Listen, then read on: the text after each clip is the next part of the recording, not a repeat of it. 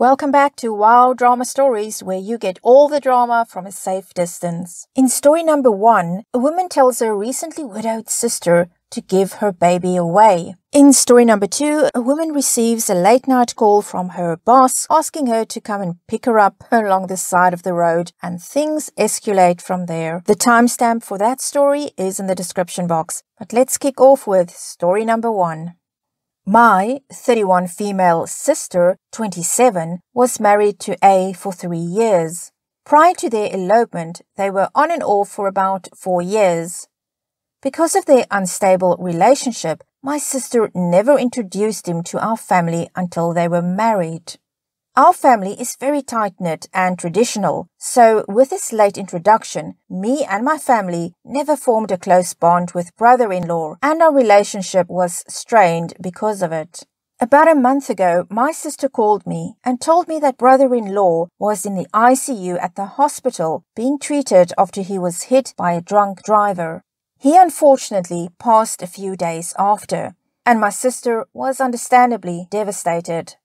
My sister held a funeral for brother-in-law, and my parents graciously offered to cover the cost of the funeral and burial.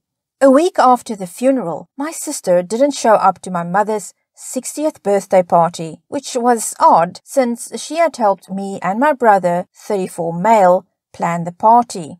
I went over to her house after the event was over to check on her and found her place a mess. There was takeout boxes and trash spread around the entire kitchen, and an entire sink full of dirty dishes. I offered to help clean since my sister was in a rough state. While I was cleaning, she began to tell me that her and brother-in-law had been trying to conceive for the past year and were unsuccessful, but she was late and decided to take a test today, and it came back positive. I asked her if she was sure, and she said she was confident and that she was going to schedule an appointment with her doctor. I told her not to get her hopes up until the doctor confirmed the results with her. For the past few weeks, I hadn't heard anything about my sister's, quote, pregnancy, unquote. So I thought it was a false positive and that the signs were just from the stress of her loss. Today, during our Sunday dinner with our parents, my husband, and brother and sister-in-law plus kids, my sister announced that she was pregnant. My parents were shocked, to say the least, and my sister-in-law immediately began congratulating my sister. After the dinner, I asked my sister if we could talk in private and brought her away from the rest of the family. I expressed my concerns for her and asked if she was truly prepared to be a mother right now if she can't even take care of herself. My sister got mad at the comment and said I had no right to comment on how she chooses to grieve and that her baby is the last piece of her late husband. I asked her if she was truly prepared to be a single mother, even though it would ruin any chance of her moving on, since no man wants to date a single mom.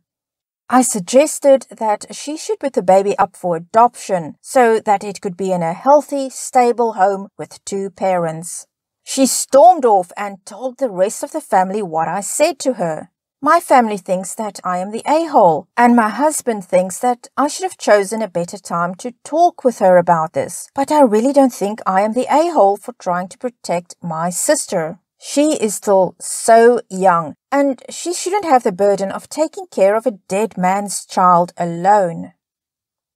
Wow, OP, yes, you are the a-hole. In fact, you are such a big a-hole. I'm going to give you the a-hole of the month trophy. Your lack of compassion, your judgment of your sister at a time like this, I don't even have words. I've never seen such a big a-hole come up in my stories as you, OP. And it's not some dead man's child that she'll be raising. It's a child she and her late husband wanted, that they were trying for over a year. And this to her must be a wonderful thing to have this child on the way. I have secondhand anger reading this story. Let me know what you think in the comments.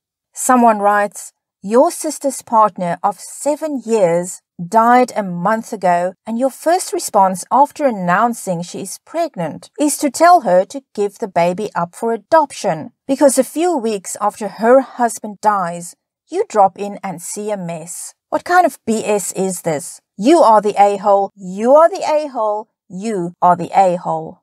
Someone else comments, did you really just refer to your sister's very much wanted, very much tried for future child as a dead man's baby? That was her husband. You absolute cockroach of a person. Someone she was with for almost a decade, despite you trying to invalidate their relationship this entire post. You are the a-hole, but so much more than that. You actually are judging your sister for a messy house and not wanting to play nice at a party a week after burying her husband. Then to flat out lie and tell her she'd be alone forever? Why? You're a pathetic excuse for a sister and a vile human. Someone else comments, you are the a-hole. Seriously, OP, her husband died just 1 month ago, and you think telling her to give her baby up for adoption is going to end well? Even worse than assuming she won't be able to take care of her baby months down the line because she's grieving a very recent loss currently. You're also telling her to give away the baby she's been trying for and waiting for a year because being a single mom will make dating more difficult? I mean, you're not entirely wrong, but telling her to give away her baby so she'll have an easier time getting a man is pretty horrible. And someone else says, you are the a-hole. Talk about kicking someone when they're down. Your behavior is morally bankrupt, heartless, and unnecessarily cruel. Also, none of your business. Find an ounce of compassion in your heart and apologize. And try to behave like you are a human in further conversations with her. Let's get one more comment before we move on to story number 2. Sometimes you come across a post that makes your jaw drop in sheer disbelief. This is one of those posts. You think it's odd that she didn't attend a birthday party a week after her husband's funeral? Really? You're judgmental about the fact that she hadn't taken out the trash or done the dishes during a period of intense grieving. Told her she would be unwanted by any man as a single mother, as if dating is even a consideration right now. Then follow up by telling her to give up the baby for adoption. I thought it couldn't get worse. Quote, shouldn't have to carry the burden of a dead man's child. Unquote. I can't with you. This is one of the most callous and cold things I've seen in a long time. You are the a-hole.